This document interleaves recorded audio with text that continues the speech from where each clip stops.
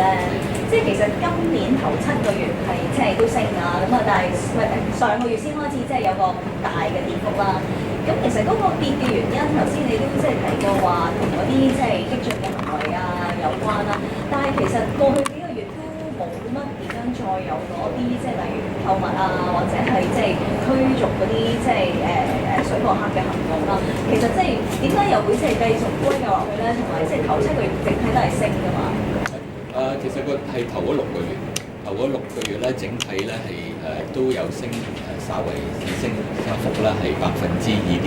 嘅。咁其實7月份咧係跌咗係8.4%，而係8月份嘅1至15號咧係頭15日咧係跌咗2.1%嘅。咁頭先我亦都有解釋到咧，嗰個經濟嘅大環境咧，對於旅客嗰個嘅消費嘅數字咧係有一定嘅影響。咁所以咧旅客嘅數目咧，亦都見到咧喺整體嘅大環境裏邊咧，喺譬如亞洲其他嘅地方，我以新加坡作為一個例子咧，頭嗰5個月咧係下降咗4.1%嘅。咁當然好多呢啲嘅影響啦，經濟影響啊，或者係其他嘅影響，包括埋咧係呢啲嘅激進嘅行動喺香港，係譬如驅趕我哋嘅即係呢啲對於我哋嘅旅客嘅激進嘅行動，佢哋受到唔歡迎啊，咁呢啲可能係需要時間去即係去到其他即係啲市民裏邊咧，先能夠有個認知嘅。我唔會係好，我諗唔能夠好技術性去分析啦，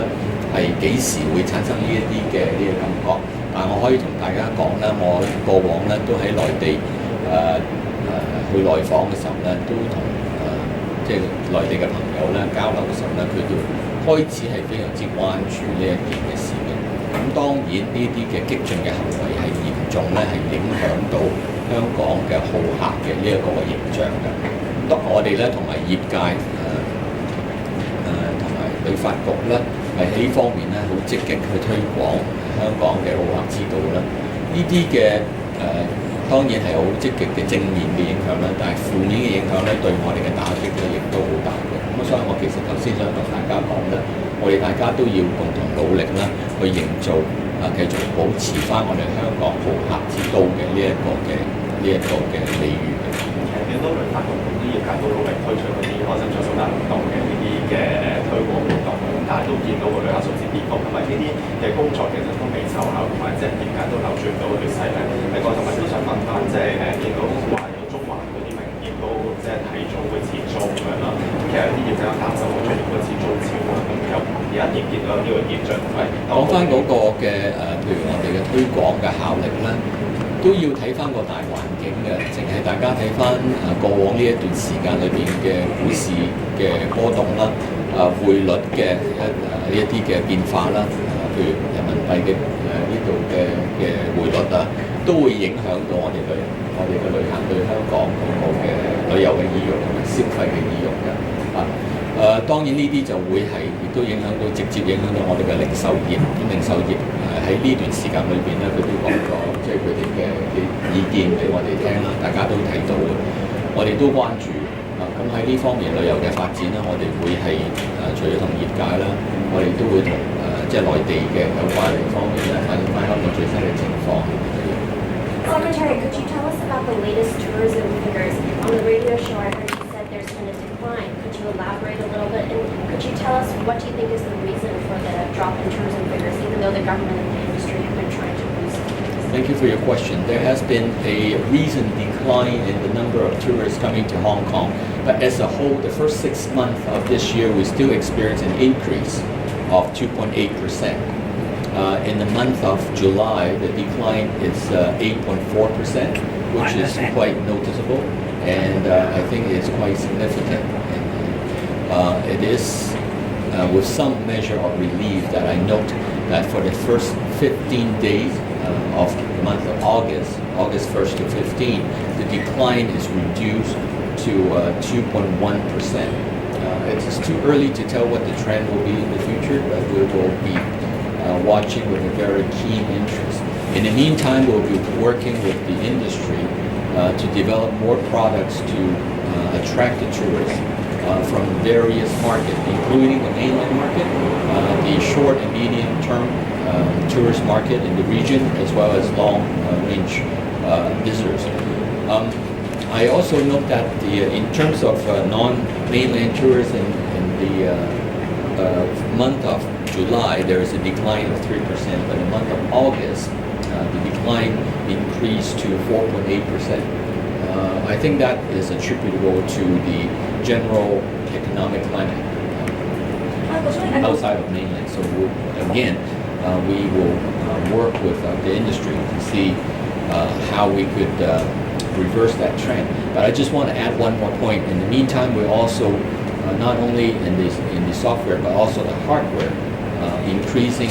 the capacity of, say, our theme parks, our 2 theme parks, to receive tourists.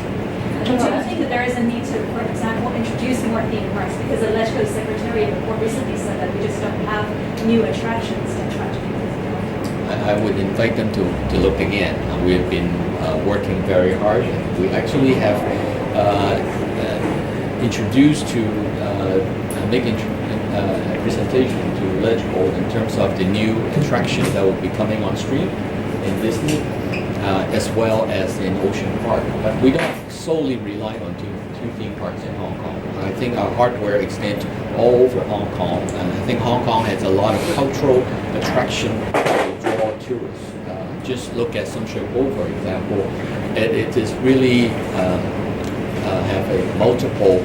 of cultural attraction that I think tourists would be most interested in.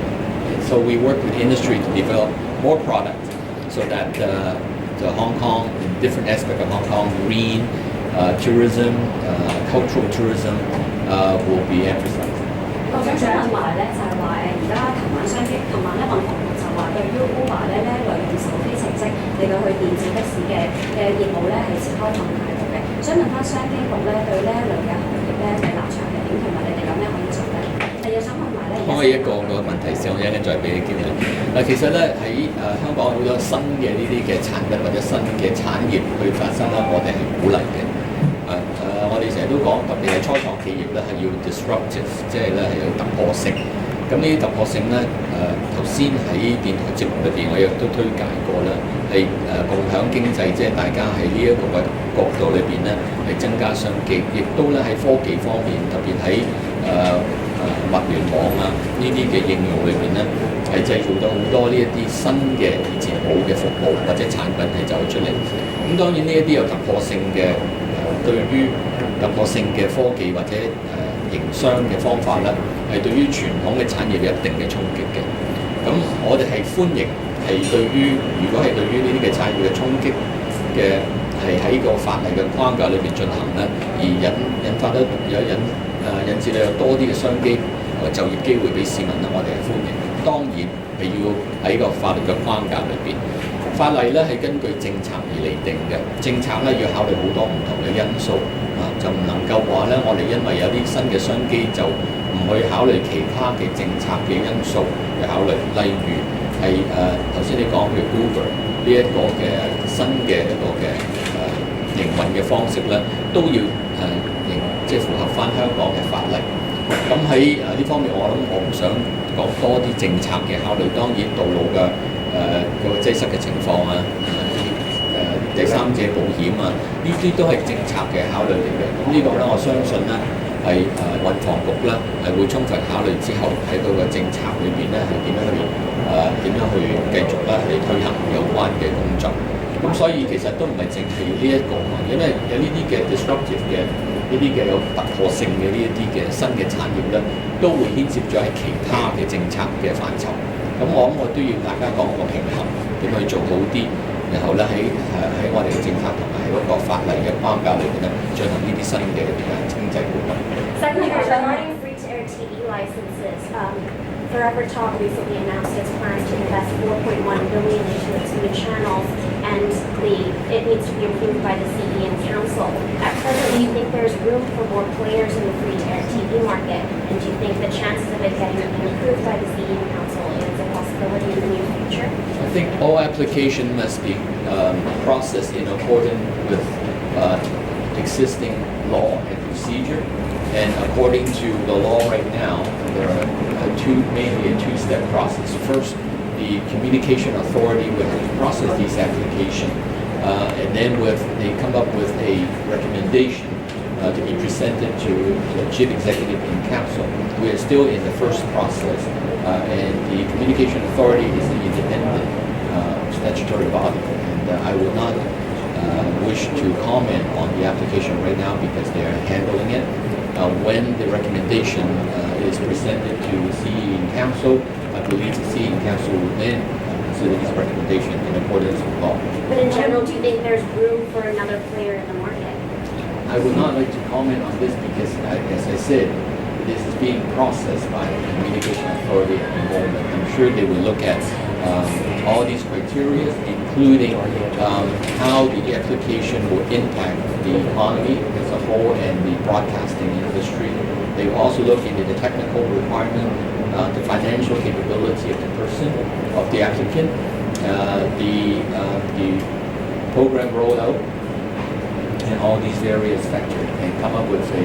recommendation. 我想問下咧，新亞台嗰邊咧就話想希望接手咧亞視冇牌，即係唔做牌之後嘅頻道啦。咁但係通訊辦嗰邊就話其實都唔好有呢個期望啦。其實個原因會係可以解釋多少少咧，同埋會唔會有一個呢個分配頻譜嗰個時間嘅指示？嗱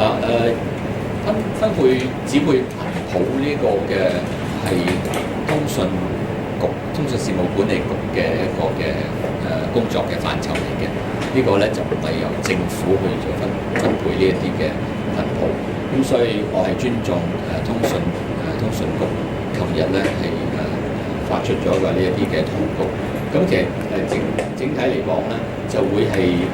先去處理咗呢個嘅免費電視牌照嘅申請，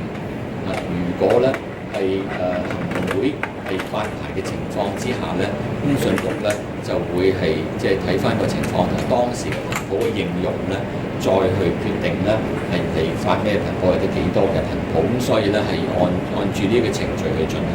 咁任何嘅申請人咧都唔應該話咧佢申請嘅時候就係即係預咗我一定會有頻譜，因為佢仲要一個過程㗎嘛。